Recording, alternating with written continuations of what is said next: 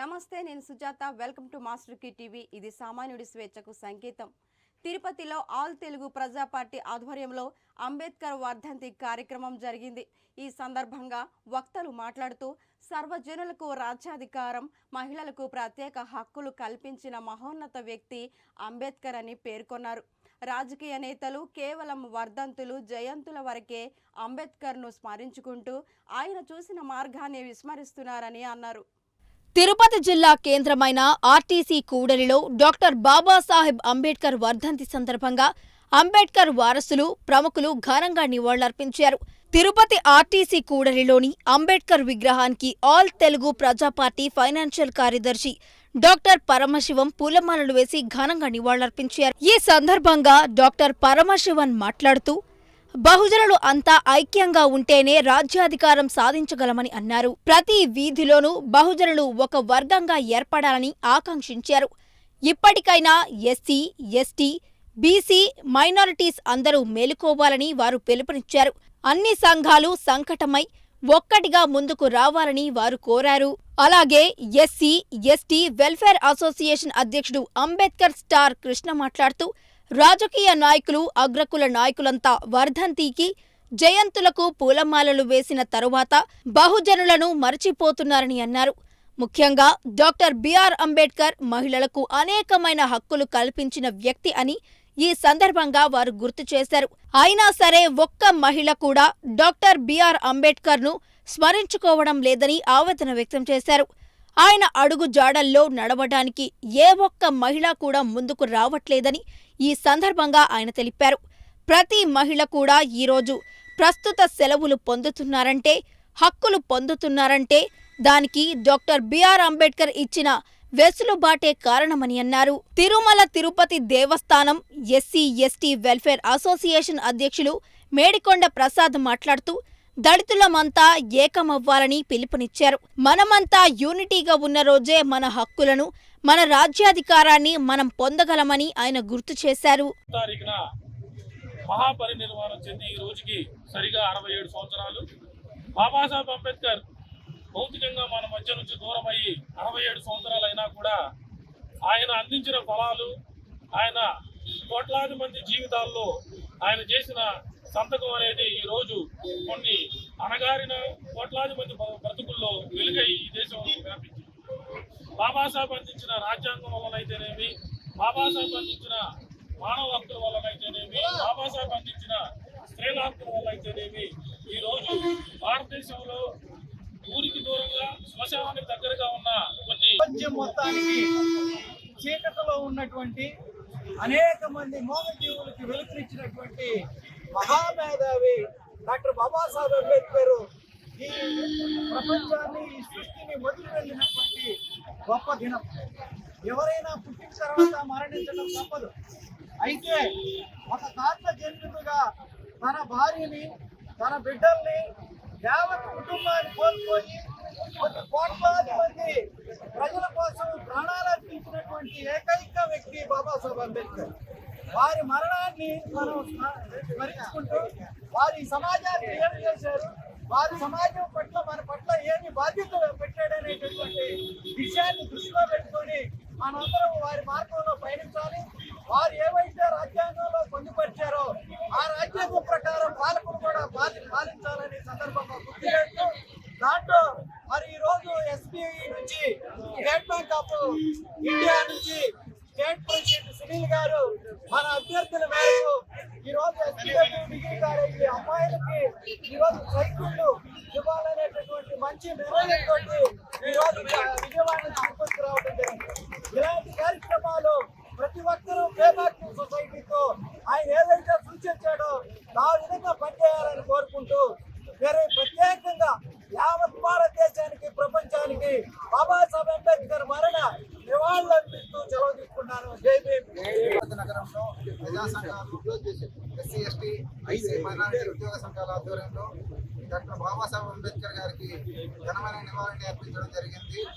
ఆ బాబాసాహెబ్ అంబేద్కర్ గారికి ఒక్కరే అనేవాళ్ళే కానీ లేకపోతే ఈరోజు భారతదేశంలో ఈ సమానత్వం అనే ఆలోచన ఉండే, ఒక మనిషిని మనిషిగా చూసే ఆలోచన అనేది ఉండేది కాదు. ఆ బాబాసాహెబ్ అంబేద్కర్ గారు వారిని అందరినీ ఒక సమానమైన సమాజాన్ని, ఒక కుల రహిత సమాజాన్ని ఈ భారతదేశంలో చూడాలనుకున్నాడు.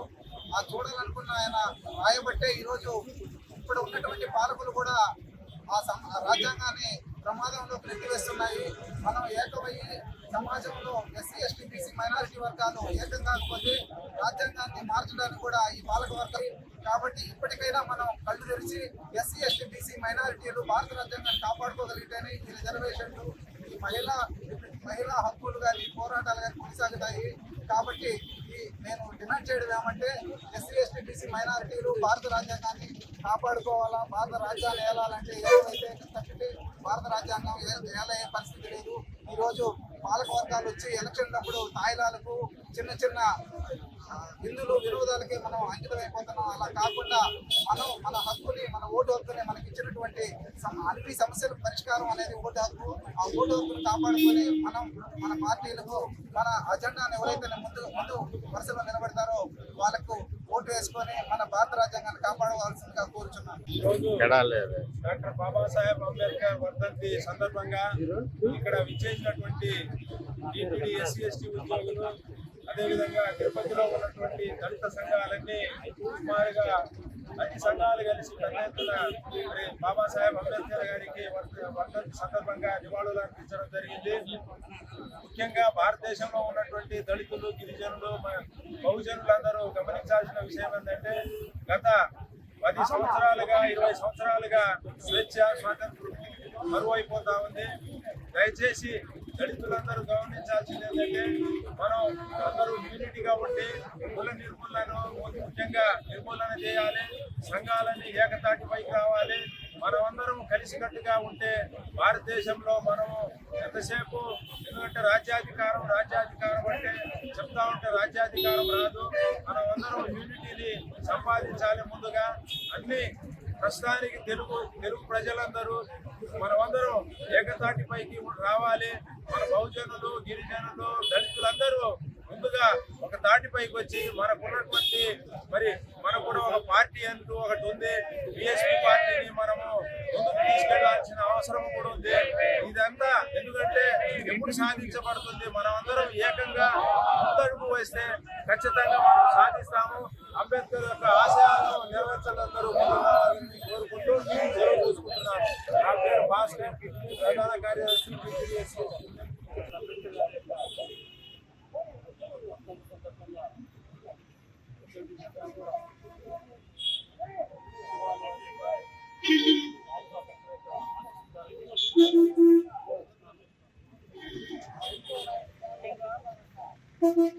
బాబాసాహెబ్ అంబేద్కర్ రాజ్యాంగాన్ని రచించాడు, దళితులకి హక్కు సాధించాడు. చిన్న స్థాయిలోనే ఆయన చూస్తున్నా తప్ప భారత రాజ్యాంగాన్ని భారతదేశంలోని ప్రజలందరి కోసం రాజ్యాంగం భారత రాజ్యాంగాన్ని ప్రజలందరి కోసం తప్ప దళితుల కోసం కాదు. రిజర్వేషన్ మాత్రమే కాదు. ఈ యొక్క దేశం ఏ విధంగా నడవాలి, ప్రతి ప్రజల యొక్క హక్కులు ఏ విధంగా ఉండాలి, రాజ్యాన్ని ఏ విధంగా నడపాలనేటువంటి కీలకమైన అంశాలతో పాటుగా రాజులో మాత్రమే మనకు రిజర్వేషన్ పెట్టారు. ఎందువల్ల అంటే ఈ భారతదేశంలో ఉన్నటువంటి సామాజిక వ్యత్యాసాన్ని పురస్కరించుకొని దాని నుండి మనం బయటపడాలని చెప్పేసి ఆ వర్గాలను కూడా ముందుకు రావాలని చెప్పేసి తప్ప వేరేదైనా కాదు.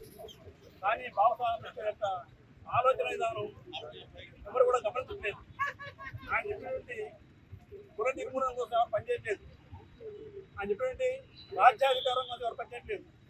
ఆయన చెప్పినటువంటి ప్రభుత్వ భారత్ ఏర్పడడం కోసం ఎవరు పనిచేయట్లేదు. ఆయన యొక్క ఆఖరి కళ ఈ దేశాన్ని ప్రభుత్వ భారత్ ఏర్పాటు చేయాలని, కులరహిత సమాజం ఏర్పాటు చేయాలని. కానీ మనం ఏం చేస్తున్నాం, కుల సంఘాలు పెట్టుకుంటున్నాం.